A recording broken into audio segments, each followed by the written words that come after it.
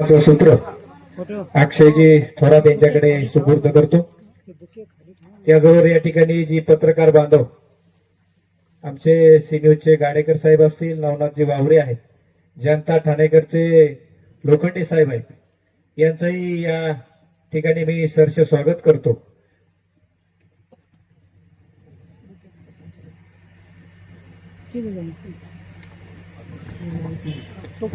या सर्व हिंदुत्वाच्या कामामध्ये जर आपण आजपर्यंत पाहिलं तर त्या भागातील संत महंतांचा आशीर्वचनाच्या द्वारे किंवा प्रत्यक्ष मैदानावर अनेक कार्यकर्त्यांच्या सोबत सहभाग नक्की राहिलेला आहे.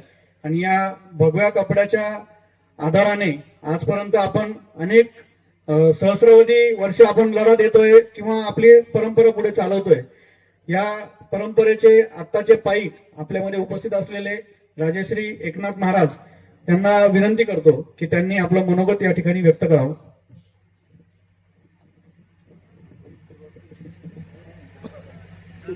श्रीराम जय जय श्रीराम. आज आपण कमी जरी आलो असेल तरी इथं आलेले सर्व प्रवक्ते जे आहे ते खचणार नाही. जेव्हा जेव्हा काहीतरी नाविन्य होत असतं, जेव्हा जेव्हा संघटना मजबूत होत असते, तो ऐकणारा एक जरी असेल तो वक्ता त्याचं मन परिवर्तन करायला मजबूत असतो. आज आपण ह्या ठिकाणी जमलो आहोत कशासाठी? हिंदू एकता एकत्र कसा राहावा. कारण आज आपण इथे बहुसंख्यक आहोत म्हणून आज आपल्याला वाटत नाही की आपण एकत्र यावं. पण जर आपण बांगलादेशात किंवा पाकिस्तानामध्ये जर असतो तर आपलं हृदय तिथं राहण्याला तयार झालं नसतं. कारण भारत आणि पाकिस्तान आमचं विभाजन जे झालेलं आहे आणि तिथे जे 40% हिंदू राहिले होते ते आता 4% आले. पण त्या हिंदूंना जर कधी विचारलं ना, मी भारतातून आलोय, त्याच्या डोळ्यातून पाणी येतं आणि तो बोलतो तुमच्या राजाला जाऊन सांगा आम्हाला भारतात परत घ्या. आम्ही रुकी सुकी खाऊ, मेहनत मजुरी करू, पण आम्ही आमच्या भारतात येऊ. ही त्यांची वस्तुस्थिती आहे. पण आपण झोपलोय,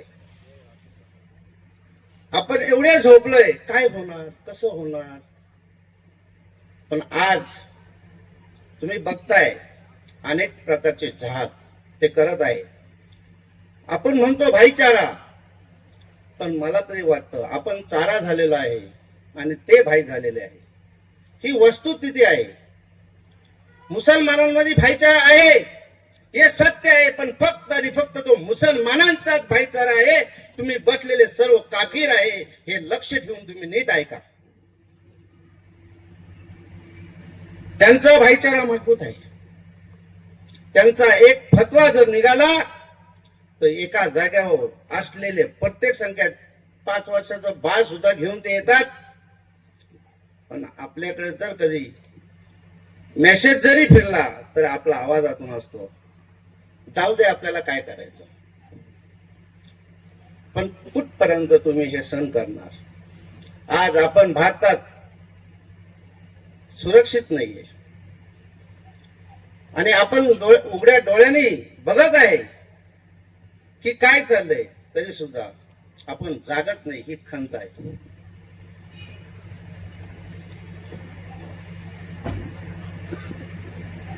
महात्मा गांधींनी मानवतेसाठी, मानव कल्याणासाठी असंख्य प्रयत्न केले. हे आपण बघितलंच असेल. ते सुद्धा पाकिस्तान विभाजनाच्या विरुद्ध होते. पण महात्मा गांधींनी जेव्हा त्या काळामध्ये एक भजन आलतं, लक्ष्मण आचार्य यांनी एक भजन गायलं होतं.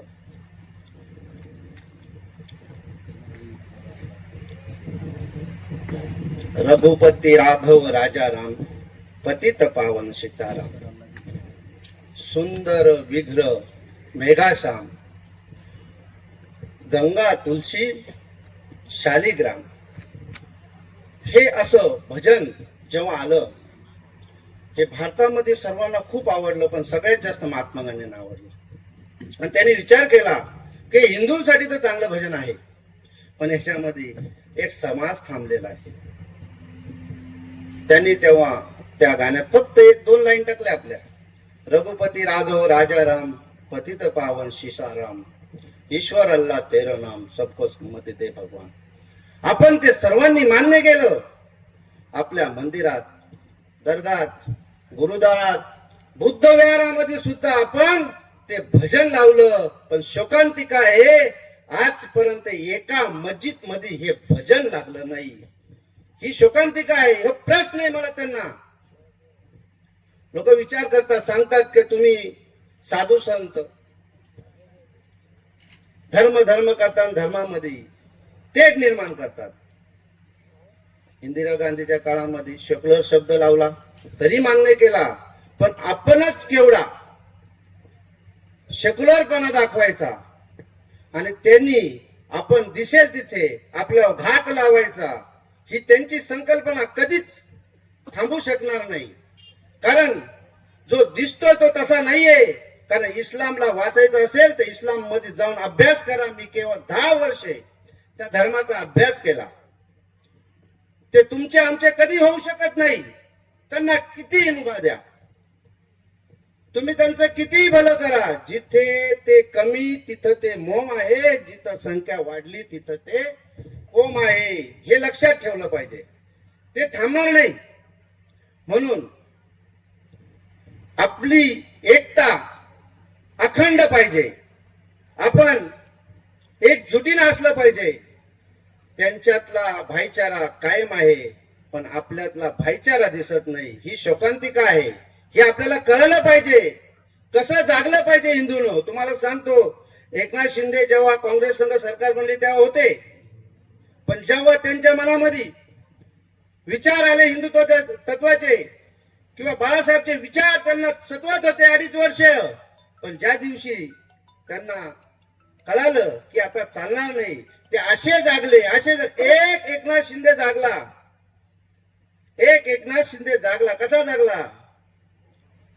जागे है अब एकनाथ भाई, जागे है अब एकनाथ भाई, हिंदू तत्व की आवाज उठाई. जागे है एकनाथ भाई, हिंदू तत्व की आवाज उठाई. अरे बना दी सरकार, जागो जागो. तो एक एमएला जर जागृत झाला हिंदू, तो सरकार बदलून ठेवायची ताकद आहे. ही तुमच्यात सुद्धा आहे. हे आपल्याला कळलं पाहिजे. जेव्हा जेव्हा एखादी घटना घडते तर घटना म्हणजे घटना नाहीये, ते एक आपल्याला उदाहरण आहे समजण्यासाठी की एक हिंदू जर जागा झाला तो तो सरकार बदलतो. उत्तर प्रदेशमध्ये आपले योगी बाबा आहेत, ते असे जागले. कसे जागले? योगी बाबा आहे, त्यांनी उत्तर प्रदेशामध्ये चून के इकडं गुन्हा दाखल तिकडं घर गायब. टाइम लागत नाही त्यांना. ना जेल ना बेल, सीधा ईश्वर से मेल. असं कर्तृत्ववान नेता आपल्याला पाहिजे. कारण योगी बाबा फैसला ऑन द स्पॉट करतात.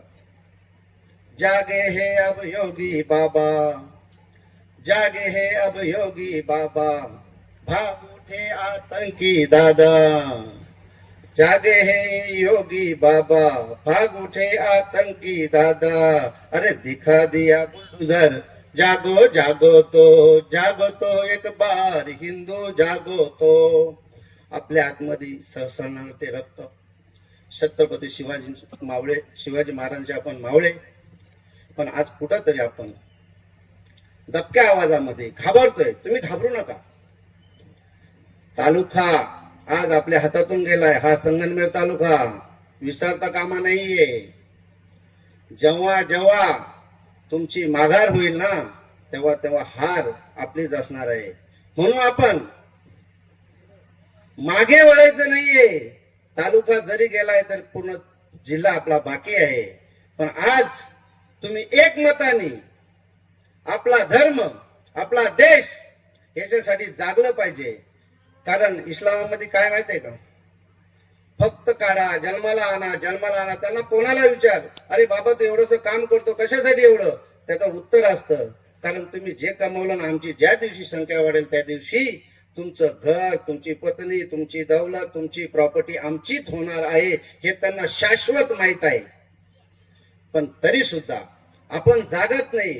कारण आपल्या ते जेव्हा छत्रपती शिवाजी महाराज होते, संभाजी महाराज होते, त्यांनाही जेव्हा संभाजी महाराजांना पकडून दिलं ना, तेव्हा काही कोणी नव्हते दुसरे. ते मराठी आजही जिवंत आहे. त्या मराठ्यांचं नाव आहे फितूर मराठा. तर आपण फितूर मराठा झालो नाही पाहिजे. आपण एक लक्षात ठेवलं पाहिजे, सनातन धर्म हा विश्वाला न्याय सन्मान देणारा धर्म आहे, मानवतेचा धर्म आहे.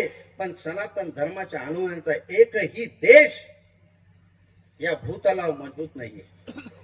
जर मुसलमानांना तकलीफ झाली तर त्यांना अनेक देश सहारा देतील, पण तुम्हाला ज्या दिवशी तकलीफ होईल तुम्हाला कोणता देश सहारा देईल हे तुम्हाला कळलं पाहिजे. पण हे आपल्या आजही लक्षात येत नाहीये. कुठंतरी आपली विचारधारा, मन परिवर्तन झालं पाहिजे. कारण एक तरी देश पाहिजे की नाही पाहिजे. भारत आणि पाकिस्तान विभाजन झालं, कशासाठी झालं, दोन विचारधारेचे लोक एकत्र राहू शकत नाही म्हणून तर झालं ना. मग त्यांना पाकिस्तान दिला, आपल्याला हिंदुस्थान राहिला. पण याच्यात सुद्धा जे काही राहिले ना, त्यांची संख्या वाढली, पण तिकडे आपली संख्या मात्र घटली. पण ते पाकिस्तान इस्लामिक राष्ट्र करण्यास सक्षम झालं, पण उरलेला भारत अजून हिंदू राष्ट्र आपला झाला नाही. ही फार मोठी शोकांतिका आहे. याच्यासाठी आपण एकत्र एकजुटीने राहिलं पाहिजे. सरकारकडे मागणी केली पाहिजे, नक्की सरकारला पाडलं नाही पाहिजे. कारण आपण आपल्याला आपलाच नेता पुढे पाठवला पाहिजे आणि आपली रितसर मागणी ही मागितली पाहिजे. पण आपल्या तोंडातून आवाज येत नाही. आपल्याला प्रश्न विचारता येत नाही. फक्त एवढंच, मोदींनी काय केलं, सरकारने काय केलं, काय नाही केलं सरकारने. तुमच्यापर्यंत ती माहिती आली पाहिजे काय केलं सरकारने. फक्त आपला एवढाच ठेका, भाव नाही भेटला, याला भाव नाही त्याला भाव नाही. पण हा विचार नाही केला, माझं काढलेलं मागच्या वर्षाचं कर्ज जे होतं ते माफ झालं, लाडकी बहीण योजना आमच्या घरापर्यंत येते, घरोघरी आपल्याला गॅस येतोय. पण काय केलं सरकारने, अरे सरकारने धारा 370 35 काढला ना, त्या दिवशी हा काश्मीर भारतात आला नाही. ते एकाच भारतामध्ये दोन झेंडे दोन संविधान होतं. हे काम त्यांनी केलं. पण आपला प्रश्न केला तर आपण म्हणतो आम्हाला कुठं जायचं काश्मीरला, ही आपली विचारधारा आहे. पण सरकारने जे काम केलंय, ज्या नीती सरकारने केले आहे ते हिंदू राष्ट्रासाठी पूरक आहे. 2014ला तुम्ही जो राजा दिला ना, तुमच्या एका बोटाच्या मताने जो राजा निर्माण केला, आजची वस्तुस्थिती आहे बाजूच्या देशामध्ये युद्ध चाललेलं आहे, पण कुठल्या देशाची हिंमत नाही चुकून एखादं मिसाईल भारतात यावं. हा तुमचा राजा आहे, हा तुमचा राजा आहे, ही तुमची ताकद आहे. ही ताकद जर तुम्ही कायम ठेवली तर मला वाटतं छत्रपती शिवाजी महाराजांचे जे स्वप्न होते हिंदवी स्वराज्य, ते पूर्ण केल्याशिवाय हे सरकार थांबणार नाही. पण तुमची त्याच्या मागे एक निष्ठा पाहिजे. कारण आपण ते सनातन लोक आहे जे चंद्रावर तिरंगा फडकवायची इच्छा ठेवतो, पण ते हिरवे साप असे आहे की आपल्या तिरंगावरती ते चांद लावायचा प्रयत्न करत आहे. म्हणून तुमची एकता, अखंडता ही कायम राहो. भारत माता की जय. वंदे हिंदवी स्वराज्य की, हिंदू राष्ट्र की, वैदिक सनातन धर्म की, गो माते की, गंगा मैया की, प्रयागराज भगवान की, अपने माता पिता की, अपने आप की।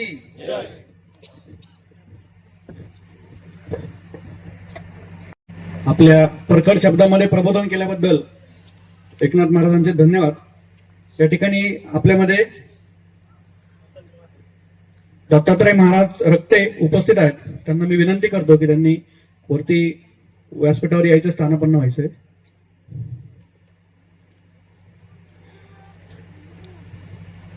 या हिंदू संमेलनासाठी वक्ते म्हणून जुन्नरहून उपस्थित राहिलेले श्री सुनीलजी काळे यांचा थोडक्यात परिचय सांगतो फक्त. सुनीलजी अनेक वर्षांपासून राष्ट्रीय स्वयंसेवक संघाच्या माध्यमातून हिंदुत्ववादी चळवळीमध्ये सक्रिय आहेत. जुन्नर तालुक्याची जबाबदारी पार पाडल्यानंतर आपल्या संपूर्ण पश्चिम महाराष्ट्र प्रांतात सध्या ते वेगवेगळ्या तालुक्यामध्ये प्रवास करतात आणि धर्मांतर रोखण्यासाठीच्या ज्या ज्या योजना हिंदू समाजाने करायच्या आहेत त्या योजनांच्या तयारीसाठी कार्यकर्त्यांच्या भेटीगाठी घेत ते फिरत असतात. अशा प्रबोधनाचा अनुभव असलेले सुनीलजी काळे यांनी आपलं मनोगत व्यक्त करावं अशी मी त्यांना विनंती करतो.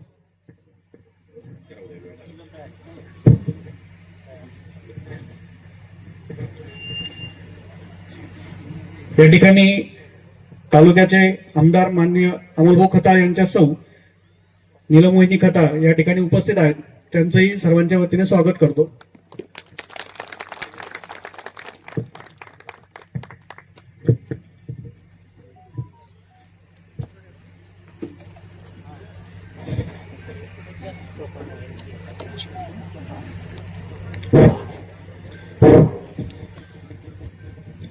परम पवित्र भगवध्वज, वंदनीय भारत माता, अखंड हिंदुस्थानचे आराध्य दैवत पुण्यश्लोक छत्रपती श्री शिवाजी महाराज, व्यासपीठावरील संत वृंद, मातृशक्ती व समोर हिंदू समाज,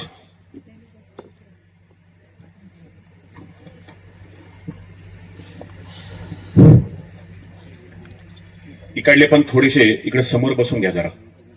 इकडे अस्तव्यस्त बसू नका. पानिपतच्या युद्धामध्ये असे सगळे हिंदू इकडं तिकडे बसले होते आणि हरलो. दाबून मान इकडे तिकडे बसू नका. या समोर या जरा, पटापट या. चला.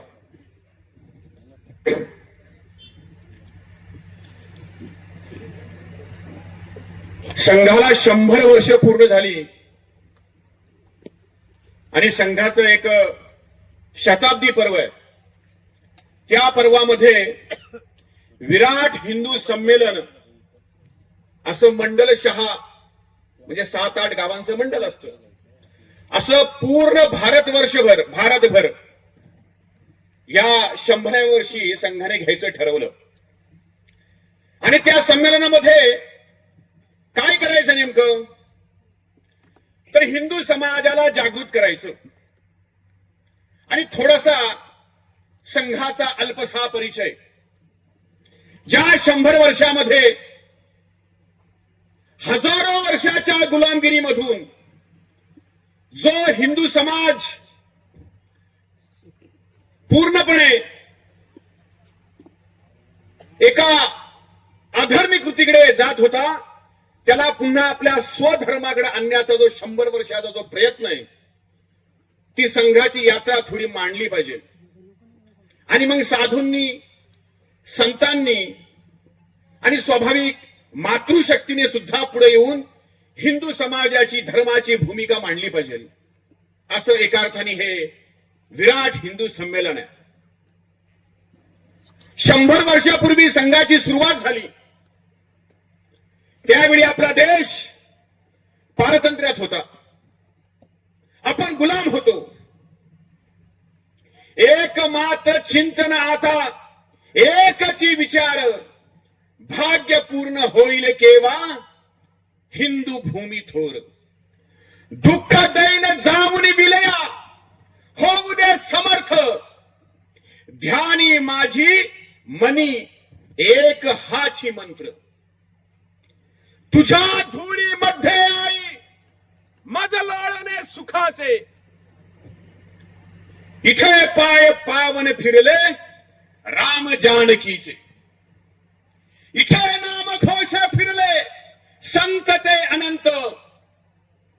तुझ्या भूमी मध्ये मद जन्म यावा मद कीट तरी पसंत. आम्हाला कुठल्या भूमीसाठी काम करायचंय, कुठल्या धर्मासाठी काम करायचंय? ज्या भूमीमध्ये इथे पाय पावन फिरले राम जानकीचे, या भूमीमध्ये प्रभू श्रीरामांचे पाय लागले, इथे जानकी मातेचे पाय लागलेत. पुण्यश्लोक छत्रपती श्री शिवाजी महाराजांचे या भूमीला पाय लागलेत. धर्मवीर संभाजी महाराजांचे पाय लागले, असंख्य महापुरुषांचे पाय लागले. ती भूमी वाचवायची आहे. या भूमीमध्ये अनेक संतांचे नामघोष फिरले. अनेक संतांनी हिंदू धर्माची पताका विजयी ठेवण्यासाठी वेदांचा मंत्रांचा उद्घोर केलाय. त्या भूमीसाठी, त्या भूमीमध्ये जर मला पुन्हा जन्म आला आणि तो कीटकाचा आला ना तरी माझं पसंत आहे. त्या भूमीसाठी, त्या भारतवर्षासाठी, त्या धर्मासाठी आपल्याला हिंदू समाजाचं संघटन करायचं आहे. जो हिंदू समाज गेली हजारो वर्ष गुलाम आहे, मग हा गुलाम झाला कसा? इतकं शौर्य, इतके पराक्रम, इतके महापुरुष असताना सुद्धा, आमच्या मनगटामध्ये ती शक्ती असताना सुद्धा आम्हाला का कुणी गुलाम केलं? म्हणून डॉक्टरांनी चिंतन केलं. त्या काळात डॉक्टर अनेक लोकांना भेटत असत. त्या काळातले अनेक संत सुद्धा हिंदू धर्मासाठी काम करत होते, देशाला स्वातंत्र्यासाठी काम करत होते. जहालही गट म्हणजे क्रांतिकारांचा गटही काम करत होता. मावळे गट, एक गाल पुढे करणारे, दोन गाल पुढे करणारे, तेही करत होते. नाकारायचं कशाला? समाज सुधारकही करत होते. समाजाची सुधारणा करता करता देशाला स्वातंत्र्य मिळवण्यासाठी त्यांनी प्रयत्न केले.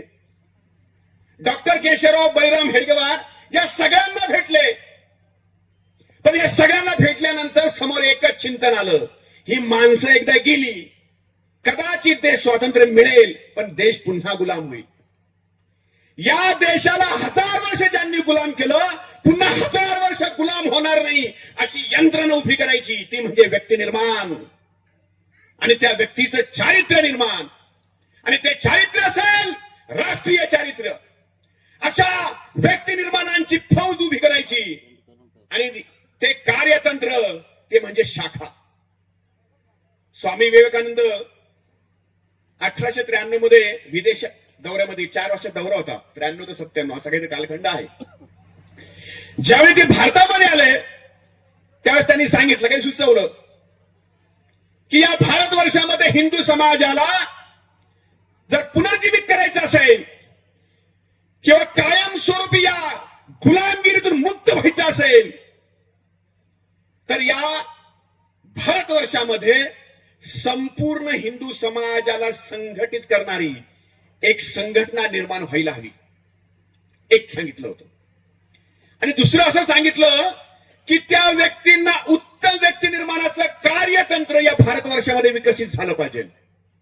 आणि तिसरा मंत्र दिला होता की काही काळ आपल्याला आपले भगवंत थोडे बाजूला ठेवावे लागेल. सर्व हिंदू समाजाने भारत मातेच्या समोर नतमस्तक होऊन एकत्र होऊन या गुलामगिरीच्या विरुद्ध लढलं पाहिजे, या अधर्माच्या विरुद्ध लढलं पाहिजे. आणि संघाची 100 वर्षाची पाऊलवाट तीच आहे. आमचं काम फक्त व्यक्ती निर्माण आहे.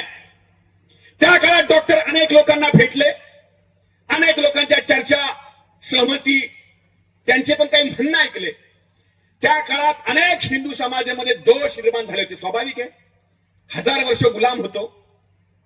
मोहम्मद बिन कासिम आला, घुरी आला, गजनी आला, तुगलक आले, लोधी आले, बाबर आला, अकबर आला, हुमायूं आला, जहागीर आला, शहाजहान आला, औरंग आला, त्याची पोरं सगळे आली. सगळ्यांनी गुलाम केलं. पोर्तुगीज आले, डच आले, ब्रिटिश आले, सगळे आले. सगळ्यांनी अगदी बोटावर मोजणे इतके आले तरी सुद्धा आम्हाला गुलाम केलं. तर त्याचं एकमेव कारण होतं, आपल्यामध्ये काहीतरी दोष आहेत. आपल्या गुणांमध्ये काहीतरी बदल व्हायला हवा आणि तो दोषमुक्त हिंदू समाज आपल्याला निर्माण करावा लागेल. अनेक दोष आहेत, त्यातले प्रामुख्याने 3 दोष तुम्हाला सांगतो, जो विशेष करून 100 वर्षा संघाचा जो प्रयोग आहे. एक म्हणजे जो हिंदू समाज आहे तो आत्मविस्मृतीमध्ये गेलेला आहे. आत्मविस्मृती म्हणजे त्याला त्याचे पूर्वज कोण आहेत, त्याच्या पूर्वजांचा पराक्रम काय आहे, तो नेमका कुणाचा वंशज आहे, या भूमीचा इतिहास काय आहे, या धर्माचा इतिहास काय आहे, त्याच्यापासून तो परागंध आहे. काहीही माहिती नाहीये, फक्त जगतोय पशुसारखा. जन्माला येतो आणि घाईघाईने मरतो, वेळी लावत नाही मरायला सुद्धा, घाईघाईने मरतो. असा हा हिंदू समाज जो आत्मविस्मृतीमध्ये गेलेला आहे, त्याला त्याच्या पूर्वजांच्या स्मृतीमध्ये आणावं लागेल. म्हणजे त्याला त्याच्या पूर्वजांचा इतिहास सांगावा लागेल. इतिहासकार सांगतात किंवा मानसशास्त्रज्ञ सुद्धा सांगतात असं, जर तुम्हाला भविष्य जर उज्ज्वल करायचं असेल तर इतिहासाकडे डोकावं लागेल. इतिहास जर डोक्यावर घेतला नाही तर पायाखालची भूगोल हे निसटून जाईल, लक्षात ठेवा. भविष्य गगनी भरारी घेण्या भूतकाळाचे भान हवे, वैभवशाली राष्ट्र घडविण्या इतिहासाचे ज्ञान हवे. इतिहासाचे अवघड ओझे डोक्यावर घेऊन नानाचा करा पदस्थल तयांचे, त्यावर चढून भविष्य वाचा. आपल्याला आपला इतिहास वाचावा लागेल. जो हजारो वर्षाचा पराक्रमाचा जो इतिहास आहे, तो सगळा इतिहास या ब्रिटिशांनी, या वामपंथी लोकांनी, या डाव्या विचारसरणींनी, कम्युनिस्टांनी जो आमचा इतिहास जाळला, संपवला, नष्ट केला, त्या इतिहासाचं पुनर्लेखन आणि प्रत्येक हिंदूच्या हृदयी जागरण केलं पाहिजे. जो आत्मविस्मृतीमध्ये गेलेला आहे त्याला त्याचा स्वाभिमान जागा करावा लागेल. आम्ही लहानपणी एक कथा नेहमी ऐकायचो. एक सिंहीण असती जंगलामध्ये, तिची पिल्ला बरोबर ती शिकार करायला जाते. तिचं एक छोटस बछड असतं, ते मागं राहतं आणि हरवतं. सिंहीण निघून जातील, उरली त्याची बछड पण त्याच्या बरोबर जातात. ते बछड इकडे तिकडे फिरतं, आईला शोधतं, कुठे गेली आई, कुठे गेली आई. ते गहिवरतं, घाबरतं त्या जंगलामध्ये. त्या जंगलामध्ये काही कालांतराने एक मेंढपाळ येतो. तो मेंढपाळ नेहमीप्रमाणे आपली त्याची सगळी मेंढर चारणं, त्या मेंढराबरोबर 2-4 कुत्री असतात. मेंढरू बाहेर गेलं का ते कुत्री भुंकतात, पुन्हा घोळक्यामध्ये मेंढरी येतात.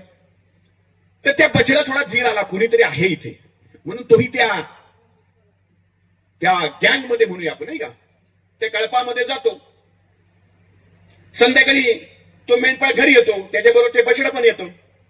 पाहतोय अरे सिंहाचं बछडा आपल्यात कसं काय, बरं आता माणुसकी दाखवावी, चला तुला तुझ्या आईच्या घरी सोडतो. तर पंचायत, सोडायचं कसं काय, पंचायतच ना, जाऊ दे, आलाय तर हा बाबा, काय पाहिजे, दूध पाहिजे, देतो, खा, रा, कर मजा, काय असेल ते मजा कर. कालांतराने परत तो जंगलात चरायला जातात. त्याच्यामध्ये पण आपलं ते बछड इकडून तिकडून कुठल्या तरी मेंढूला ढुसणी मारतात. ते म्हणतात कुत्री भुकते प्याव, ते त्यांच्या बरोबर राहतात, त्याला सवय लागली. तो सिंह त्या जंगलामध्ये पुन्हा येतो, त्याला शिकारीची आवश्यकता असते, भूक लागली असते. तो कळप पाहतो, त्या कळपावर झेप मारणार, तर लगेच तो पाहतो आपला वंश याच्यामध्ये कसा काय. क्षणात झेप मारतो, त्याला कान पकडतो. तो म्हणतो नाही नाही, मी काही नाही केलं, मी कुठला गुन्हा नाही केला, मला मारू नका, मी काही नाही केलं. अरे गधड्या, तुला काय मारू नका, हे इकडे. त्या पाण्याच्या प्रतिबिंबामध्ये तो भक्त कोण आहेस, तो अगदी तुमच्यासारखाच मिशा एकदम. अरे काय मूर्खासारखा त्यांच्यामध्ये फिरतोयस. अरे तू डरकाळी मार, ते कुत्र फुकणार नाही, ते मेंढू तुला मारणार नाही, तो मेंढपाळ काठीव करणार नाही. तू तुझं अस्तित्व विसरलायस, तू तुझा इतिहास विसरलायस. तू फक्त डरकाळी मार. ते बछडा जसं डरकाळी मारतं तशी ते मेंढे पळतात, ते कुत्रे पळतो, तो मेंढपाळही पळतो, सगळे अस्तव्यस्त. फक्त त्याला आठवण करून द्यावी लागेल की तू कोण आहेस. ह्या छोट्या आठवणी करून तो आत्मविस्मृती गेलेला हिंदू समाज आहे, त्याला तुमच्या पूर्वजांची आठवण करून द्यावी लागेल. तुम्ही या देशाचे वाघ आहात, सिंह आहात, ते आठवण करून द्यावी. तुम्हाला फक्त गर्जना करायची आहे, फक्त डरकाळी मारायची आहे. अरे बाबरो औरंगजेबो, अब तो होश में आओ, तुम्हें जन्मा है जिस मिट्टी में, अब तो उसके हो जाओ. कहां तक अस्तिनों में तुम्हारा जहर पालेंगे, कहां तक भाईचारा हम अकेले ही निभाएंगे. कबूतर शांति के मजबूर है बाज बनने को, नोच डालेंगे अगर हमारे बेटियों पर नजर डाली. कि जैसे भट्टियों में ढल रही है धार शस्त्रों की, ढल रही है रण में ज्वाला जवानी आर्य पुत्रों की. हम शिवाजी के वंशज हैं, पिया शौर्य ठुट्टी में, अगर हिम्मत है तो आ जाओ, आग बंदी है इस मुट्ठी में. ती गर्जना करावी लागेल, ते स्मरण करून द्यावं लागेल, तो इतिहास जागृत करून द्यावा लागेल. तो इतिहास आमचा संपलाय. आम्ही फक्त गुलाम एवढंच आमच्या मेंदूमध्ये फिरलंय. या 75 वर्षाच्या शैक्षणिक व्यवस्थेमध्ये आम्ही फक्त गुलामगिरी स्वीकारली. आमचे पूर्वज अजिबात पराक्रमी नव्हते, फक्त जन्माला यायचे आणि घाईघाईने मारायचे, एवढाच आमचा इतिहास. मोगल आले, त्याचे सिंहासन साफ कर, त्यांचे पावलं साफ कर, त्यांचे शीधू काय ते वेगळे वेगळे विचित्र सगळं तो इतिहास कम्युनिस्टांनी लिहिलाय. फार वेळ लागेल सांगायला, पण त्या आत्मविस्मृतीमध्ये आपल्या बाहेर निघावं लागेल. दुसरा दोष म्हणजे जो हिंदू समाज आहे तो म्हणजे आत्मकेंद्रित होता, हे की नाही.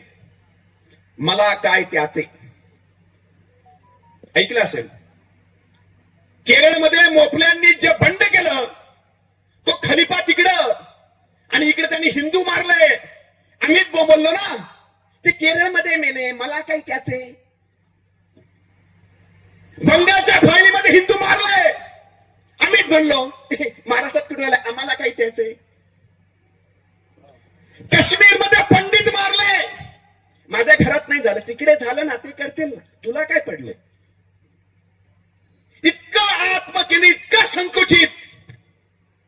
अखेर मुंबईमध्ये झालं, अवतीभोवती गावात घराच्या शेजारी झालं, तर माझ्याकडे कुठे झालं, मला काही त्याचे. इतका आत्मकेंद्रित हिंदू समाज, त्याला राष्ट्र केंद्रित, धर्म केंद्रित बनवणं हे 100 वर्षाचं प्रवास आहे. एक छोटीशी घटना सांगतो, स्मरण असेल, 40च्या पुढचे ज्यांचं वय त्यांना स्मरण नक्कीच असेल. ज्यात भारत पाकिस्तानची फाळणी झाली, पाकिस्तानला आपल्या बरोबर अनेक युद्ध करायची होती. जमिनीच्या युद्धावर त्यांना कधी जिंकणं शक्य नाहीये, तो इतिहासाचे आजही नाही, उदय नाही, काल नाही. म्हणून त्यांनी प्रॉक्सी वॉर असा एक युद्धाचा तंत्राचा शोध लावला. तुमच्या माझ्या अशा म्हणजे तिथला जिहादाच्या गळ्यात बॉम्ब टाकायचे आणि शत्रूच्या भूभागात सोडायचे, सुसाइडर्स. 1980 पासून प्रॉक्सी वॉर सुरू झालं, म्हणजे भारतामध्ये आतंकवादी पाठवायचे आणि अंधाधुंद लोक मारायचे. एक प्रसंग आहे, 24 डिसेंबर 1999चा प्रसंग आहे. म्हणजे गव्हर्नमेंटचा आता कालपर्यंत रेकॉर्ड आहे, 163 प्रॉक्सी वॉर झालेत भारतामध्ये, आत्मघाती हल्ले जे आतंकवाद्यांनी केलेत. आपण ठाम म्हणतो पाकिस्तानने केलेत, मध्ये होईल, लवकरच त्याचं सिद्धही होईल. आता एक प्रसंग आहे, 24 डिसेंबर 1999ला आपल्या भारतामध्ये एक विमान हायजॅक झालं काठमांडूला. अमृतसर मार्गे दुबई असं ते लाहोर आणि कंधारला ते गेलं होतं. प्रसंग विषयाला सुसंगत आहे, थोडं स्मरणात करावं लागेल. काय झालं त्या विमान अपहरणामध्ये, ते प्रकरण चॅनलवर यायला लागलं. 154 प्रवासी होते त्याच्यामध्ये, अनेक काही विदेशी नागरिकही असेल.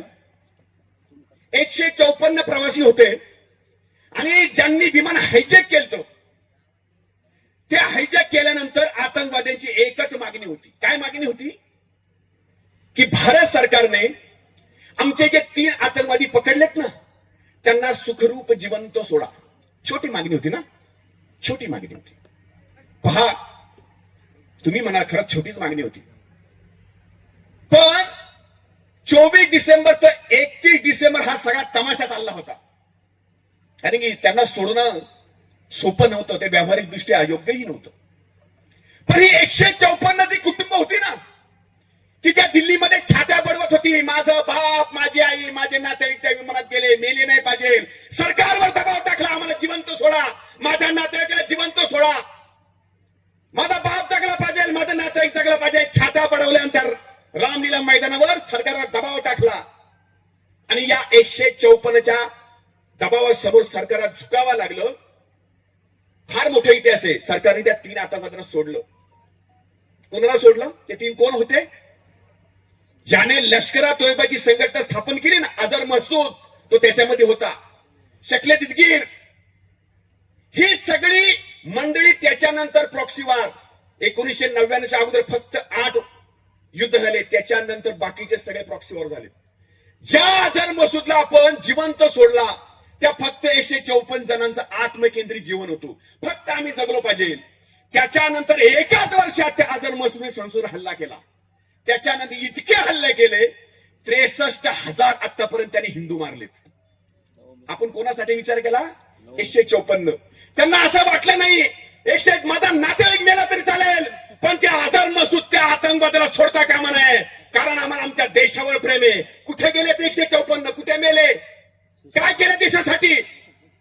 काही केलं नाही. फक्त छाता पडवल्या, आत्मकेंद्रित. मी जिवंत असलं पाहिजे, देश गेला टिंबटिंब. हा जो आत्मकेंद्रित जो स्वभाव आहे ना, तो धर्मकेंद्रित राष्ट्र केंद्रित बनवला पाहिजे. प्रत्येक वेळी स्वतःचाच विचार करणे सोडला पाहिजे. देशाचं समर्पण जिवंत केलं पाहिजे. ती समर्पण भावना त्यांच्यामध्ये नव्हती, त्यांच्या नातेवाईकांमध्ये नव्हती. म्हणून तो अझर मसूद आजही जिवंत आहे. आमचा युद्धामध्ये पराक्रम कमी नाहीये. बुद्धी अंकाचा या देशाचा नादच करू नका तुम्ही. पण 100 वर्षाच्या व्यक्ती निर्माणाच्या कार्यामध्ये आम्हाला जो आत्मकेंद्रित जो हिंदू समाज आहे, त्याला राष्ट्र केंद्रित बनावं लागेल. आणि त्याचं दैवत आहे भारत माता. त्या भारत मातेच्या चरणावर सर्वांना आणावं लागेल. ते काम आपलं 100 वर्षाचं आहे. तिसरं म्हणजे सामूहिक अनुशासनेचा अभाव. आम्ही धर्मासाठी राष्ट्रासाठी कधीच एकत्र आलो नाही. पानिपतच्या युद्धात एकत्र होतो, पण अनुशासन नव्हतं. याचा भात तिकडं शोधतोय, तर त्याची भाकरी तिकडं शिस्ती आहे ना. वाचला असेल 1857 युद्ध, तेही अनेक युद्ध वाचा. आम्ही नेहमी गटागटात राहिलो, एकत्र येऊन कधी विचारच केला नाही. ज्यावेळी गुज्जर लढत होते मोगलांच्या विरोधात, का त्यांच्याबरोबर कुणी उभं राहिलं नाही? ते मेले, शांत झाले. पंजाब उठला, का पंजाबला कुणी साथ दिली नाही? ते शांत झाले. त्याच्यानंतर राजपूत उठले, मोगलांविरुद्ध लढले, कुणी साथ दिली नाही, तेही शांत झाले. नंतर बुंदेला जागे झाले, कुणी साथ दिली नाही, तेही शांत झाले. दक्षिण विजयनगर साम्राज्य जागा झालं, अखेरचं हिंदू साम्राज्य नष्ट झालं, कुणी साथ दिली नाही. त्यानंतर महाराष्ट्रही जागा झाला. असाच संपला महाराष्ट्र, कुणी साथ दिली नाही. सगळे एकत्र कधीच उठलो नाही. अरे ह्यांचं ते आक्रमण आहे ते हिंदूंवर आहे, राजपुतांवर नाहीये, बुंदेलांवर नाहीये, जाटांवर नाहीये, शिखांवर नाहीये, मराठ्यांवर नाहीये. ते आक्रमण धर्माचं आहे. ती सामूहिक एकता, तो जो धर्म म्हणून युद्ध आमच्याशी पुकारतोय, तर धर्म म्हणून एकत्र यायला हवंय. 1565 मधले ते युद्ध आहे. तालीकोटाचं युद्ध ऐकलंय कधी? नाही ऐकलं. हिंदूंचं शेवटचं साम्राज्य, ज्याला विजयनगर या नावाने ओळखलं जातं. काय नावाने ओळखलं जातं? विजयनगर. त्या काळात 15व्या शतकामध्ये जगाच्या नकाशामध्ये आणि जगाच्या जीडीपी मध्ये सर्वात श्रीमंत शहर म्हणून 2 नंबरला जगात त्या हम्पी या गावाचं नाव होतं. आजही जावा त्या हम्पीमध्ये. जे हम्पी 6 महिने जळत होतं ना, ते फक्त 20% शिल्लक आहे. आणि जे शिल्लक आहे ना, ते किती भव्य दिव्य आहे. एकदा त्या विजयनगर किष्किंधा नगरीत, त्या हम्पी नगरी एकदा जाऊन पाहून या की आपल्या पूर्वजांनी काय पराक्रम, काय वैभवता निर्माण केली होती.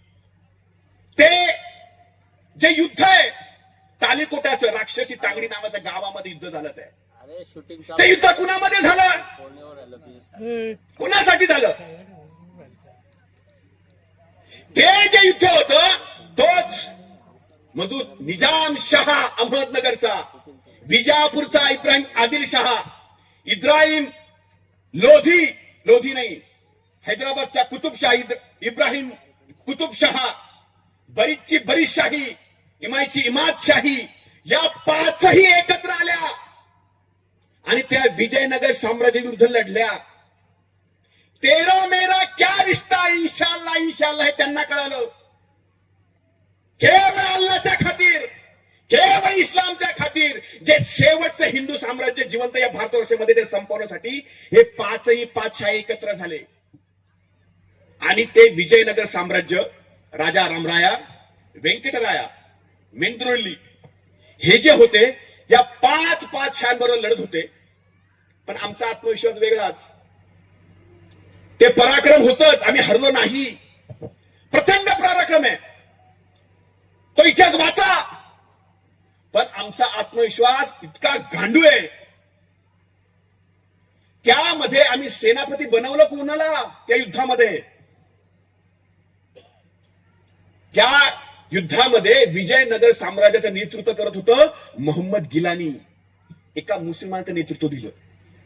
आणि सल्लू गिलानी म्हणजे गिलानी बंधूंचा कसा घात, हिंदूच्या पाठीत कसा खंजीर खोपसला. गिलानी बंधू नेहमी सर्च मारा.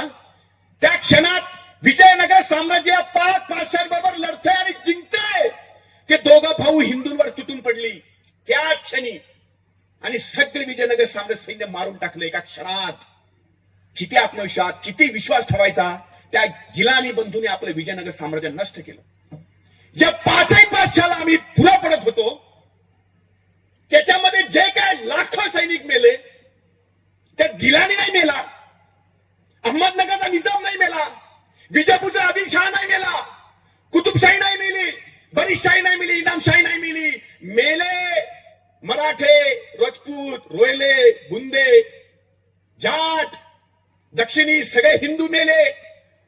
कुणी ते मेलं नाही. त्यांनी तो नारा दिला, तेरा मेरा क्या रिश्ता इंशाल्लाह इंशाल्लाह. आम्ही सामूहिक कधीच एकत्र आलो नाही. जे विजयनगर साम्राज्य जळत होतं का आमच्या अस्मिता पेटल्या नाही? का या निजामशाहीमध्ये आपणच होतो ना, मराठीच होतो ना, कुतुबशाहीमध्ये राजपूतच होते ना, किती आलते मुठभर हो, तरी सुद्धा त्यांनी आमचं साम्राज्य नष्ट काय केलं? आत्मविस्मृती, आत्मकेंद्रित, सामूहिक अनुशासनेचा अभाव. त्यासाठी खऱ्या अर्थाने संघाचं काम आहे. त्या शाखेमध्ये हे गुणदोष, हिंदूंचे जे दोष आहेत असा दोषमुक्त हिंदू समाज करण्याचं 100 वर्षाचं कार्य आहे. ते काम करण्यासाठी 100 वर्षापूर्वी संघाची स्थापना आहे. त्या काळात देश पारतंत्र्यात होता. संघाचे अनेक टप्पे. मला वेळेची मर्यादा आहे, काहीला भरपूर वेळ ऐकायचं आपल्याला. मी पहिल्यांदाच आमच्या गावात आळ्या फाट्यात ऐकलं होतं, पण ऐकूया. संघ सांगण्यासारखा खूप आहे. 1925 देशाच्या स्वातंत्र्य पहिला टप्पा आहे. दुसरा टप्पा जो आहे 48 ते 1992 तो एक वेगळ्या संघाचा संघर्षाचा इतिहास आहे. 92 ते 25 हा तिसरा टप्पा आहे. आता आपण चौथ्या टप्प्यात आहे, जे आपल्या पंच परिवर्तनामध्ये आपल्याला काम करायचंय. पण या पहिल्या टप्प्यामध्ये आम्ही ब्रिटिशांविरुद्ध लढत होतो. संघाचा मूळ उद्देश होता की या देशाला स्वातंत्र्य मिळवून द्यायचं, व्यक्ती निर्माण तर करायचाच. आणि दुसरा ध्येय होता, दुसरा जो मार्ग होता ब्रिटिशांच्या विरुद्ध लढायचं आणि या देशाला स्वातंत्र्य मिळवायचं. 20 सप्टेंबर 1943 साली नागपूरमध्ये गुप्त बैठक झाली. कुणामध्ये? राष्ट्रीय स्वयंसेवक संघ, आझाद हिंद सेना फौज आणि जपान, की हे ब्रिटिश कसे घालवायचे याची योजना तयार झाली. आणि त्याच्या काही वर्षात सुभाषचंद्र बोस सहित संघाचे प्रमुख अधिकारी मारले जातात. काय योगदान विचारतात ना. त्या जंगल सत्याग्रहामध्ये स्वतः डॉक्टर सहित अनेक दादाराव परमार्थ असतील, आप्पासाहेब जोशी असतील, अनेक जणांची नावं घेऊ शकतो. 9 महिन्याच्या शिक्षा भोगल्यात. अनेक स्वयंसेवकांनी आपलं आत्मसमर्पण केलंय. अनेक घटना आहे ज्यावेळेस मुस्लिम लीग, काँग्रेस, कम्युनिस्ट पक्ष आणि ब्रिटिश एकत्र येऊन भारताचे तुकडे कसे करायचे याची योजना करत होते.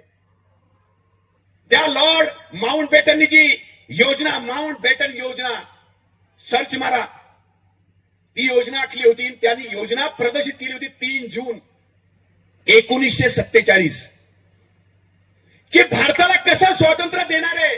त्या योजनेमध्ये जे मुद्दे आहेत ते गॅझेट आहे, आजही ते गॅझेट आहे, ब्रिटिश गॅझेट मध्ये वाचा, पान नंबर 229 मध्ये.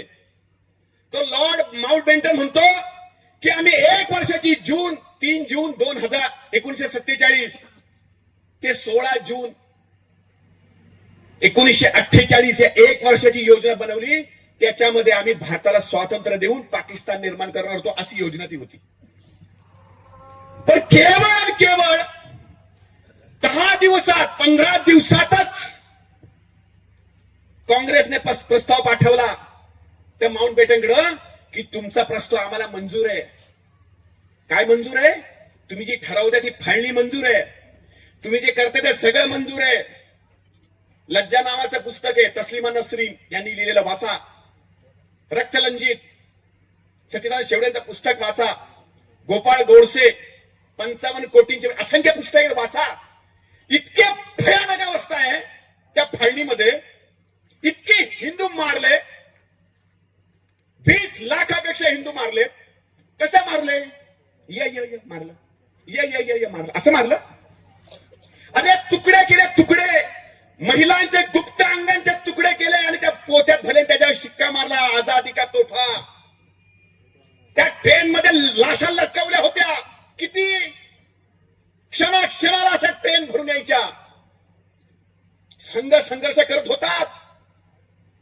पण पहा, 3 जूनला ज्या समितीने अहवाल दिलाय, काँग्रेसने 16 जूनला लगेच तो अहवाल समोर दिला की आम्हाला फाळणी मंजूर आहे. ज्याच्यावर आम्ही विश्वास करत होतो, जो म्हणत होता माझ्या देहाचे तुकडे होते तर या देशाची फाळणी होणार नाही, आम्ही विश्वास ठेवला, संघाने विश्वास ठेवला, हिंदू समाजाने विश्वास ठेवला की बापू म्हणतात नाही होणार फाळणी, नाही होणार. विश्वास, अति आत्मविश्वास, नाही होणार फाळणी. केवळ 15 दिवसात तो प्रस्ताव मंजूर झाला. कुठे गेले? आणि त्या लॉर्ड माउंटबॅटनने जी योजना 1 वर्षाची होती ती फक्त 60 दिवसात, म्हणजे केवळ 2 महिन्यात ती यंत्रणा राबवली, देशाला स्वातंत्र्य दिलं. इतक्या घाई. त्यात त्यांनी 229 पान क्रमांक ब्रिटिश गॅझेट मध्ये स्वतः लिहून ठेवलंय की ही योजना जर आम्ही 48 पर्यंत जर चालवली असती ना, तर संघ इतक्या गावांमध्ये पोहोचला होता की हिंदू समाजाला जागा इतकं केलं होतं. आणि हिंदू समाज जर जागा झाला असता तर आम्हाला फाळणी करणं शक्यच झालं नसतं.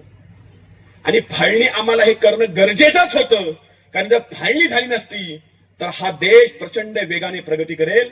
आणि आम्हाला प्रस्ताव जसा काँग्रेसचा मिळाला तर आम्हाला बरोबर योग्य मिळालं, कारण की आमच्या बाजूने कम्युनिस्ट आणि मुस्लिम लीग होतीच, फक्त आम्हाला काँग्रेसचा प्रस्ताव बाकी होता. पहा, आपल्या लोकांनी आपली कशी मुंडकी छाटली, खूप सांगण्यासारखं आहे. काय 5 मिनिटं का? कोण सांगायला येते का? नाही सांगतो, उरकतो. तर त्या प्रसंगामध्ये केवळ 60 दिवसात ती फाळणी केली. हे लॉर्ड जो माउंटबॅटन आहे ना, त्याने लिहून ठेवलं की संघ, आझाद हिंद सेनेचे सुभाषचंद्र गेलेच होते, पण संघाची एवढी भरभर शक्ती वाढली होती की फाळणीच्या दरम्यान संघाने 300 अशी शिबिर उभी केली होती, जे सगळे फाळणीमध्ये 20 लाख हिंदू मेले. त्याचाच आकडा आहे, मी वेगळं काही बोलत नाहीये, अगदी ऑथेंटिक डॉक्युमेंटरी बोलतोय. आणि जवळजवळ 2 कोटी हिंदू आपली भूमी, आपलं घर, आपलं शेती, आपली संपत्ती सोडून भारतामध्ये आले. काय म्हणले त्या वेळी देशाचे पहिले पंतप्रधान? अरे आभागी हिंदू आहेत, आपले भूमी सोडून आले,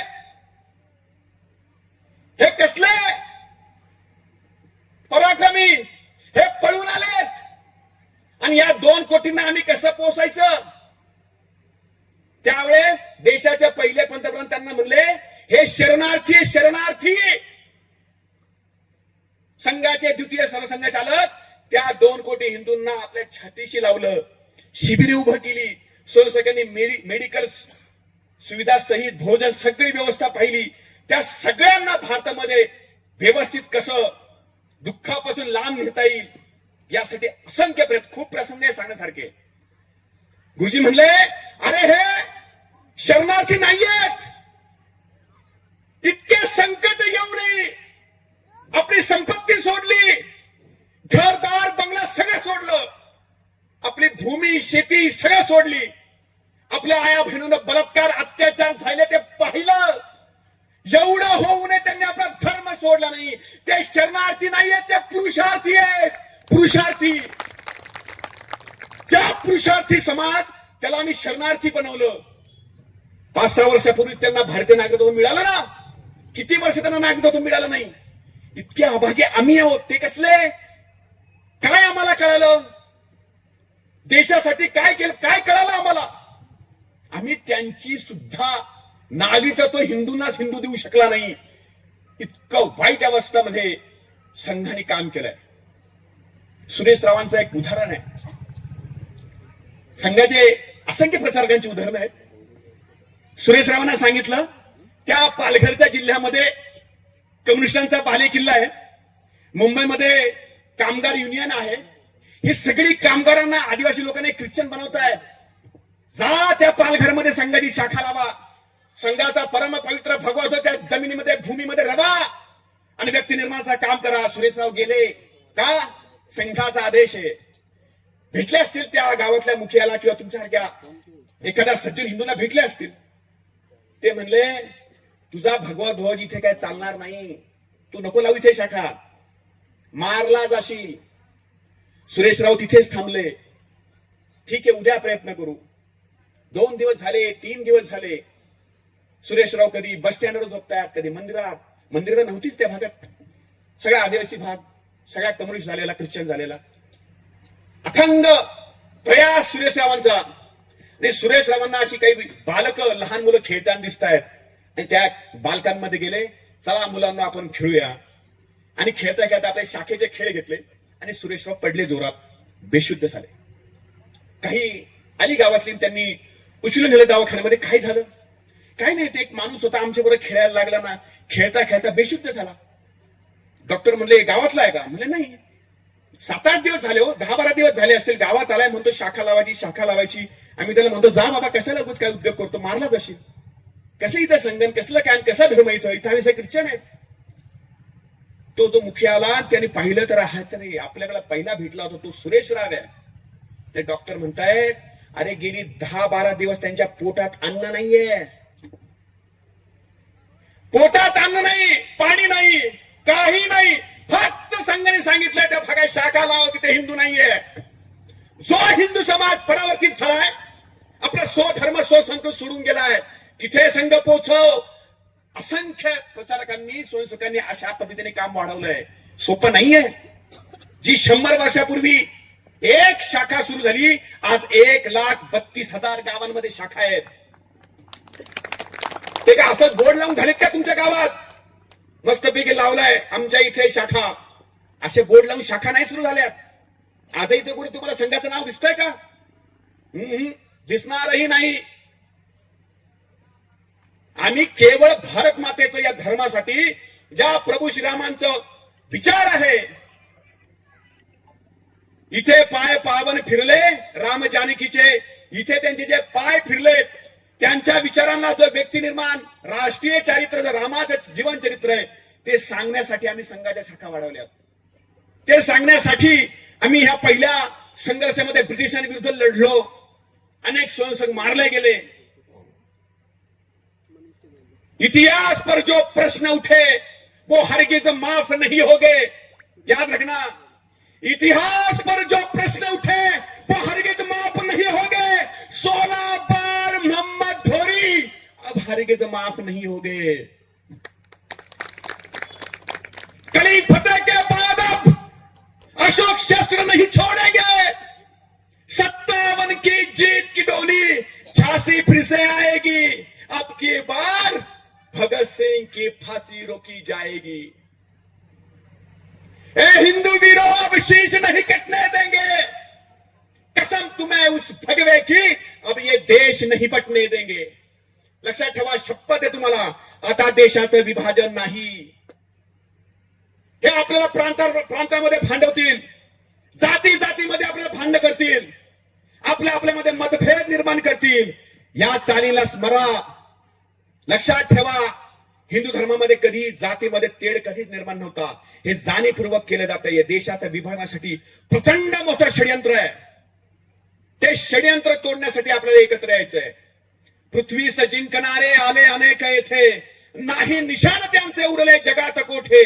गेली सहस्र वर्षे लढलो न थांबताही, गजनी सिकंदराची उरली न मृत्यू काही। आम्ही काळ पुत्र आम्हा, येईल मरण कैसे, उजळू न जाऊ भवितव्य माय भूसे।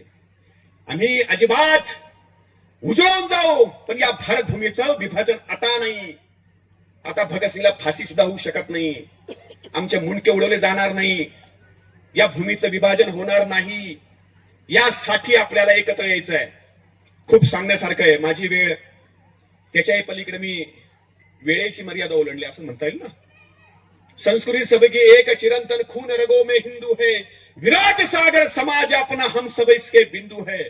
रामकृष्ण गौतम की धरती, महावीर का ज्ञान यहाँ, वाणी खंडन मंडन करती, शंकर चारों धाम यहाँ।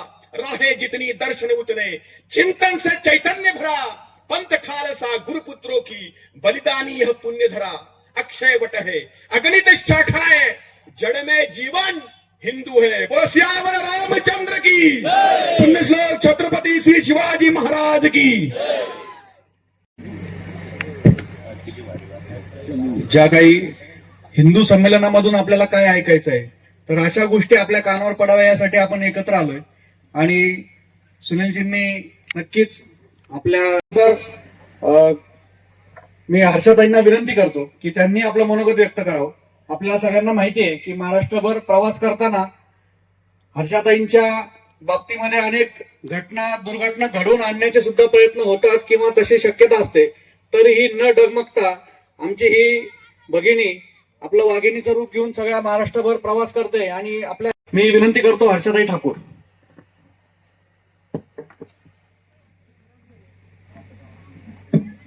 जिथं का गांधीचं गुणगान गाणारे असतील तिथं मी गांधीचा विरोध करते आणि खुलेआम करते। कारण की गांधी के चरखे से अगर आजादी आई होती तो भगत सिंह, राजगुरु और सुखदेव हंसते हंसते फांसी पर ना झूले होते। और रही बात, आता इतिहास तर भरपूर ऐकलाय, पण आता सध्याची परिस्थिती काय आहे ते बघा। जिथं नाशिकमध्ये प्रभू श्रीरामाच्या पदस्पर्शाने पावन झालेली ही भूमी म्हणताय, आणि तिथं कॉर्पोरेट जिहाद सारखा घाणेरडा षडयंत्र तुमच्या आया बहिणींसोबत केला जातोय। लँड जिहादच्या नावाखाली तुमच्या जमिनी गिळतायत हे लांडे। आणि आतापर्यंत फक्त एवढं पाहिलंय, लव जिहाद, लँड जिहाद, आता कॉर्पोरेट जिहाद निघालाय, थूक जिहाद निघालाय। तर जास्त काही नाही बोलणार। तुम्ही हिंदू आहात, स्वाभिमानानं राहा, घमंड से कहो, गर्व से कहो तुम हिंदू हो। खरेदी कोणाकडून करायची हे तुमच्यावर निर्भर आहे। तुमचा 1 रुपया तुम्ही देताय कोणाला, जे 1 रुपया तुम्ही खिशातला देताय, तर असं तर नाहीये ना की तुम्हारे बहन बेटियों को फंसाने के लिए ही वो पैसा किसी जिहादियों को दे रहे हो आप। आता तुमची दुकानं राहिलेले नाहीयेत। आज बांगडीवाले झालं, टेलर झालं, फ्रूट विकणारं झालं, कपडे विकणारं झालं, प्रत्येक क्षेत्रामध्ये प्रत्येक व्यवसाय हे जिहाद्यांचे झालेले आहेत। आज जिहादी हिरवे साप डोक्यावर काढत आहेत। आज जनरल स्टोअर मध्ये टिकली सुद्धा विकणारा तुमच्या बहिणीला फसवत आहे। व्हॉट्सअप ग्रुपवर हिंदू पोरींना फसवलं जात आहे। व्हॉट्सअप ग्रुपवर काही आमिष दाखवून, काही ऑफर दाखवून एक ग्रुप तयार केलं जात आहे आणि आया बहिणींना फसवलं जात आहे। त्यांचे अश्लील व्हिडिओ काढण्यात येत आहेत आणि हिंदू म्हणतोय की आम्हाला काय करायचंय, त्यांच्या घरात झालंय। जसं महाराज बोलले त्या त्यांच्या घरात झालंय, पण आपल्या घरात व्हायलाही वेळ लागणार नाही. त्याच्यामुळे हिंदू म्हणून एकत्रित या आणि हिंदू म्हणून जागे व्हा. आज परतवाड्यामधली घटना, 350 व्हिडिओ रे, 350 व्हिडिओ तुमच्या बहिणीचे काढले. विवस्त्र अवस्थेमध्ये तुमच्या बहिणींना नाचवलं. विवस्त्र अवस्थेमध्ये नाही ते हाल तुमच्या बहिणीचे केले. 350 व्हिडिओ तुमच्या बहिणीचे व्हायरल केले. 180 मुली, 180 हिंदू मुली लव जिहादामध्ये फसवल्या. हे लव जिहाद म्हणजे आपल्या धर्माला लागलेली कीड आहे. हे लव जिहाद म्हणजे आपल्या जातीला लागलेली कीड आहे. जिथं तुम्ही जातीवाद मध्ये विखरला गेले आहात, जहां तुम जातियों में बटे हो, जहां तुम जातियों में बटे हो, वहां पर हमें धर्म देख कर काट रहे हैं. पहलगाम में जो हुआ है, तुम्हारी जाति नहीं, तुम्हारे धर्म देख कर काट रहे हैं. और यहाँ के नालायक सेकुलर हिंदू 2 बोरी चावल में अपना धर्म बेच रहे हैं. हमें शर्म आनी चाहिए. इस देश ने, इस महाराष्ट्र के धरती ने जहां शूरवीर धर्मवीर संभाजी ने जन्म लिया, इस धर्मवीर संभाजी महाराज जी ने 40 से 42 दिन तक यातनाएं सहन करके तुम्हाला सरसकट हिंदू म्हणून ठेवलंय. ह्याचा आपल्याला थोडा तरी माज पाहिजे. हिंदूंनो, तुमच्या कपाळावरचं कुंकू आणि तुमच्या गोठ्यातली गाय सुरक्षित राहावं म्हणून हा धर्म टिकावं म्हणून बापानं बलिदान दिलाय. आणि हिंदू वर तोंड करून जातोय, मला 2 किलो तांदूळ द्या, 50,000 रुपये द्या, बिर्याणी खायला द्या, मग आम्हाला पोरी सापडत नाही लग्नामध्ये म्हणून जायचं आणि एखादा हलकट धर्म स्वीकारायचा. एखाद्या त्या म्हणायचं की मेरा येशू येशू, जे स्वतःला 4 खिळे मारले तो मेला स्वतःला देव म्हणत असेल, तर गुरु गोविंद सिंगच्या 4 साहबजादांनी देव देश धर्मासाठी लढले. बंदा सिंह बहादुर हे देव देश धर्मासाठी लढले. और हंसते हंसते इन्होंने मृत्यु को स्वीकार किया, लेकिन अपना धर्म नहीं बदला. यहाँ पर अपने बहन बेटियों को हम सोशल मीडिया पर विवस्त्र होना सिखा रहे हैं. हमारे बहन बेटियां विवस्त्र होकर नाच रहे हैं. आज आपल्या हिंदू मुली अर्धनग्न होऊन सोशल मीडियावर नाचतात. आज जर पोरीला म्हणलं, एखाद्या आमच्या भावानं म्हणलं तर ओढणी घे, तर त्याच्यावर विनयभंगाचा गुन्हा दाखल करतील. जिहाद्यांसोबत स्वतःच्या बापाच्या पैशाचं 50 रुपयाचं पेट्रोल त्या अब्दुलच्या गाडीमध्ये टाकून आपली मुलगी सगळे कॅफे फिरत आहे. आपल्याला हिंदू म्हणून आपलं काय कर्तव्य आहे? आपल्या पोरींना नाचणाऱ्या नागिन नाही तर शिवाच्या वाघीण बनवा. आज आपल्या मुलींना व्यासपीठावर नाचवतोय, अर्धनग्न होऊन नाचवतोय, रील स्टार बनवतोय. पण हा छपरीपणा सोडा. जिथं वाटतंय तुम्हाला की तुमच्या पोटात छत्रपती श्री शिवाजी महाराज महाराणा प्रताप जन्माला यावे, तिथं तुम्हाला राजमाता जिजामाता बनावे लागेल, तुम्हाला राणी जयवंताबाई बनावे लागेल. तेव्हाच छत्रपती श्री शिवाजी महाराज आणि महाराणा प्रताप जन्माला येतील. नाहीतर आपल्या मुलींना धर्म, संस्कार आणि संस्कृती शिकवली नाही तर हे बॉलिवूड जिहाद मध्ये जसं हिंदू मुलींना टार्गेट केलं जातंय, मुस्लिम जिहादी बॉलिवूड ऍक्टर आपल्या बहिणींना प्रेमाच्या जाळ्यात फसवून तैमूर आणि जहागीर पैदा करत फिरत आहेत. तिथं आपल्या घरच्या मुलींना संस्कार आणि संस्कृती शिकवा. आता काहीतरी म्हणतात सगळ्या मुली फसलेल्या ह्या शिक्षित होत्या. तुम्ही शिक्षण दिलंय, उच्च शिक्षण दिलंय, पण तुम्ही शिकवलंय का कधी राणी पद्मिनीचा जोहर?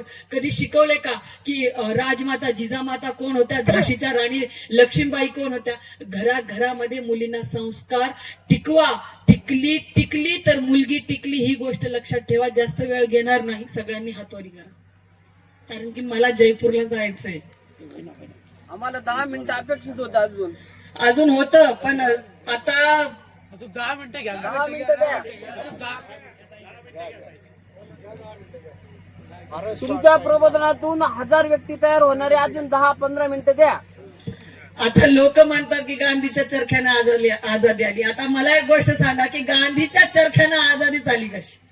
आता ते मला शेवगावमध्ये माझ्यावर गुन्हा दाखल झाला. मला म्हणतात की ही गांधीजी बद्दल बोलती, गांधीजी बद्दलच बोलती. आता ह्या संग्रहालयामध्ये जे दोऱ्या होत्या, ज्या गांधीजी जेव्हा त्यांच्या शेळ्या बांधत होत्या, त्या शेळ्या त्या सजून, त्या काय म्हणतात, त्या दोऱ्या त्या सजून ठेवल्या. पण राजगुरु भगतसिंग, सुखदेव यांना ज्या फाशी दिलेल्या, ज्या दोऱ्या होत्या त्या कुठं होत्या? जिथं आपले पोरं आज पुड्या खाऊन गुटखा खाऊन गावभर दारू पिऊन जयंती साजरी करतात महाराजांची. पण हिंदूंना एक गोष्ट लक्षात ठेवा, महाराजांना जगायचं असतं, महाराजांना जयंतीमध्ये दारू पिऊन नाचायचं नसतं. कारण की सुपारीच्या खंडाचाही व्यसन नव्हतं आपल्या राजाला, आणि त्या जयंतीमध्ये दारू पिऊन नाचतो. लाज पाहिजे आपल्याला. आपण शिवचरित्र वाचलं पाहिजे, आपण आपल्या बापाचा इतिहास वाचला पाहिजे, धर्मवीर संभाजी महाराजांचा इतिहास वाचला पाहिजे. घराघरात राजगुरु भगतसिंग सुखदेव जन्माला आले पाहिजे. नक्कीच ह्या भारत मातेचा शृंगार अखंड ठेवायचा असेल तर हे बॉलिवूडचे हे थर्ड क्लास ऍक्टर जे असतात ह्यांची प्रेरणा घेणं सोडा. आपला बाप छत्रपती श्री शिवाजी महाराज. आज तुम्हाला माहिती आहे रणरागिणी बाईक रॅली आपल्या नाशिक जिल्ह्यामध्ये निघाली.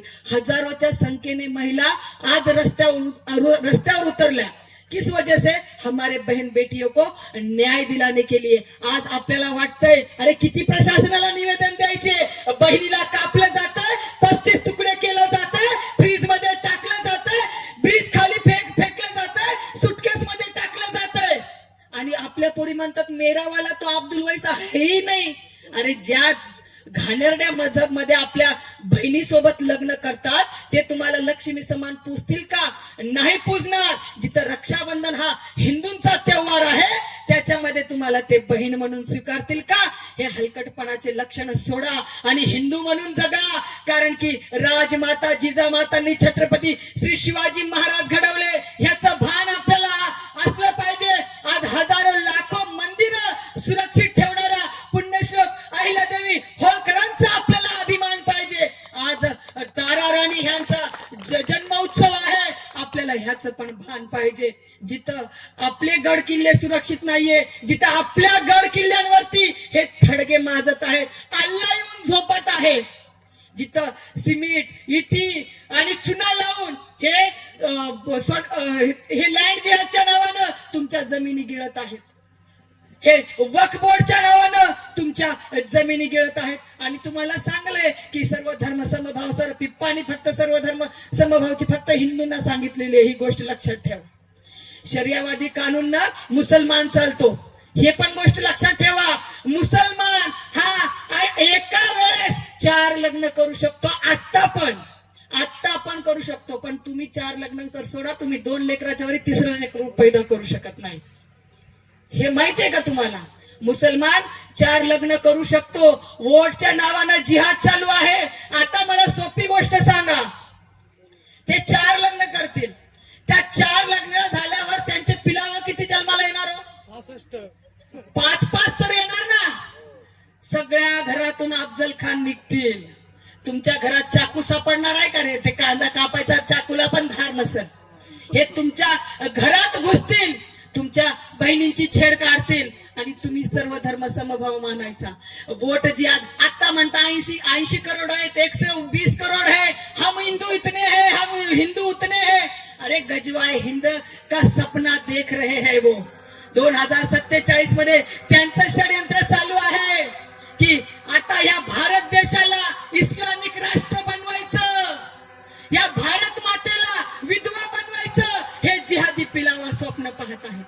ह्याच भारत माता के कोख को आकर वफादार रहना है तो तुम्हें जातियों में नहीं बंटना पड़ेगा. ये बात तो याद रखनी चाहिए हिंदुओं, क्यों तो जातिवाद का जहर लगा है हिंदुत्व की लाठी पर, वरना ये मुट्ठी भर जिहादी क्या नाचते तुम 100 करोड़ की छाती पर, तुम 100 करोड़ की छाती पर.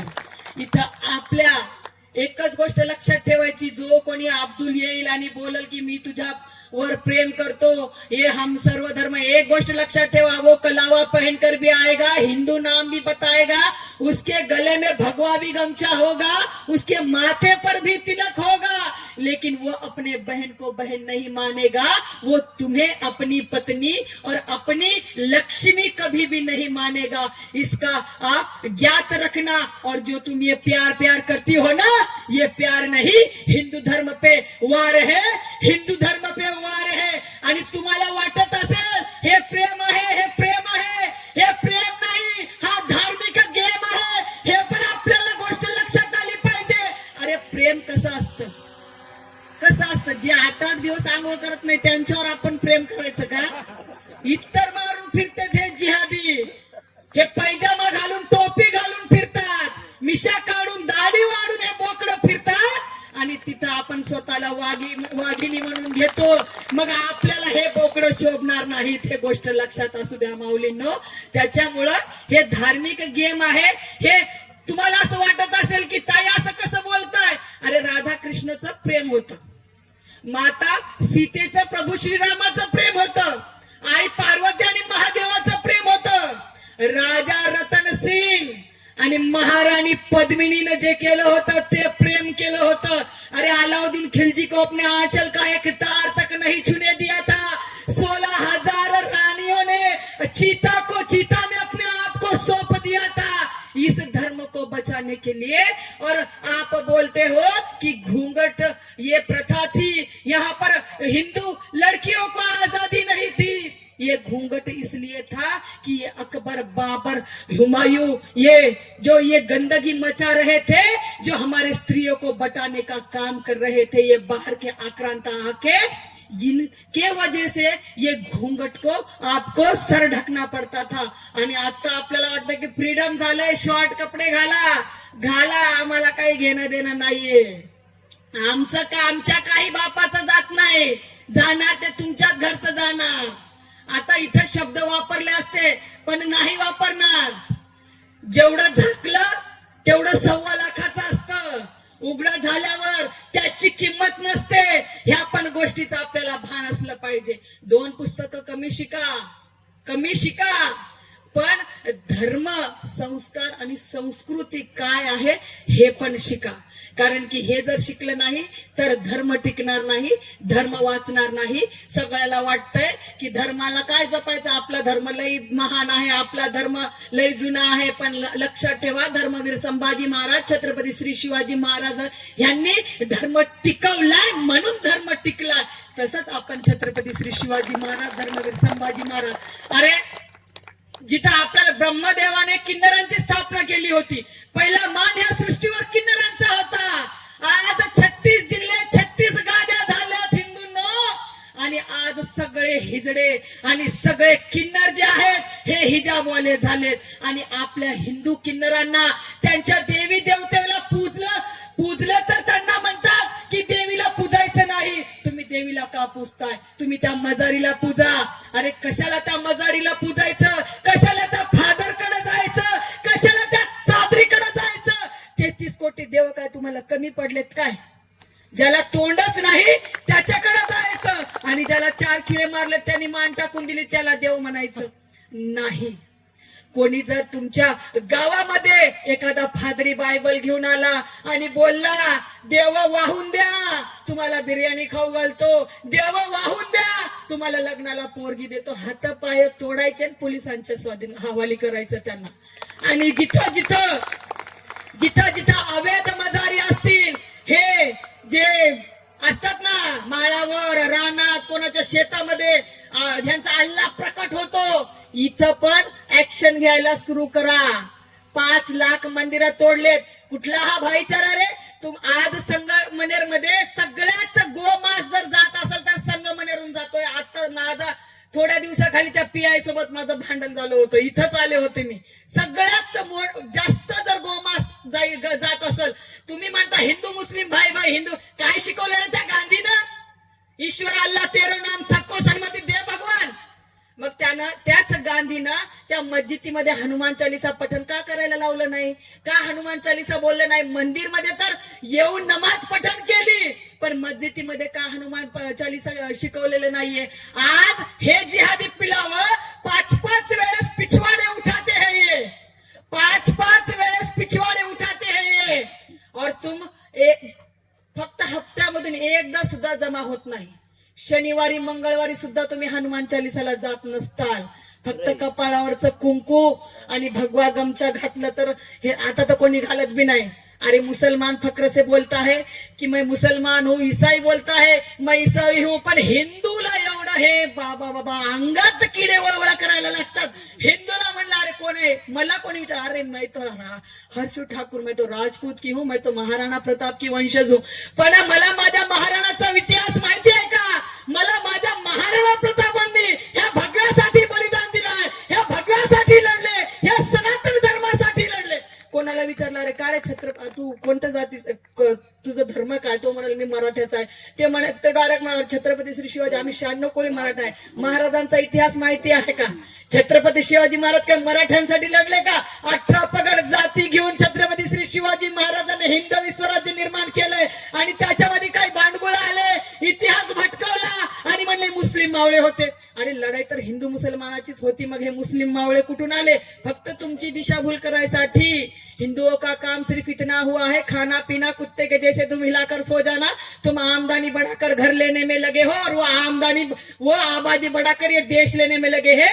आखिरी बात यही कहना चाहूंगी, तुम यहाँ पर जाति का अभिमान कर रहे हो, इथं जातीचा डंका नाचवताय, तिथं तुम्हाला बाहेर देशात कोणी म्हणणार नाही ते राजपुताचा देश आहे किंवा ते मराठ्यांचा देश आहे किंवा ते जय भीमवाल्यांचा देश आहे. ते म्हणणार वो सनातनियों का देश है, वो हिंदुओं का देश है.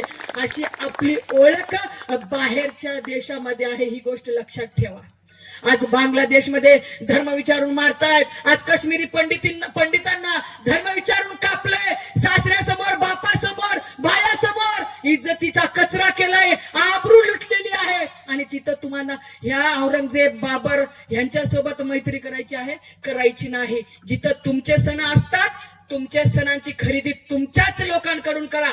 त्याच्या कपाळावर नाही टिळा, त्याच्याकडून खरेदी टाळा. और जो हमारे राम को नहीं मानते, उन जिहादी सुअर के दुकान को अब हिंदू भी नहीं जानते, अब हिंदू भी नहीं जानते. एवढा भाईचारा होता तर 500 वर्ष का लागले रे मंदिराला बांधायला? 500 वर्ष का लागले? आणि आता तर प्रभू श्रीरामाचं मंदिर बांधलंय, आता अयोध्या झालेली आहे, अजून मथुरा, काशी बाकी आहे. ये दुनिया न्याय मांगती है हिंदुओं, अरे आकर जिसके देवालय में उसी श्री कृष्ण को खड़ा कर दिया कलयुग के न्यायालय में. ऐसे लोगों से मत बोलो जो सिर्फ मथुरा काशी ना माने, हिंदू कुल में पैदा होकर जो भगवान श्री कृष्ण को ना माने. ऐसे धर्म विरोधी नरपिशाच, इनकी बातों को मत सहना. और जो हिंदू होकर हिंदुत्व का विरोध करते हैं ना, इनकी लाशों पर तुम राम नाम सत मत कहना, राम नाम सत मत कहना.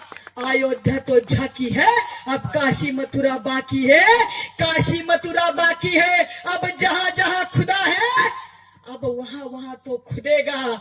अब जहां जहां खुदा है, वहां वहां खुदेगा. छोड़ो अब ये कोर्ट कचहरी और वकील का फेरा. अरे शव निकले तो तेरा और शिव निकले तो मेरा. बोलो सियावर रामचंद्र की. सगळ्यांनी हातोरी करा. आणि आज खूप असं वाटलं नव्हतं की जेव्हा आम्ही आलो होतो खूप संख्या कमी होती. आज महाराज जी, आज हिंदू में एकता है हो चुकी है और हिंदू जाग रहा है, इसका हमें अभिमान है. आता फक्त तुमचा आवाज वाघिणीच्या वाघाच्या डरकाळी सारखा आला पाहिजे.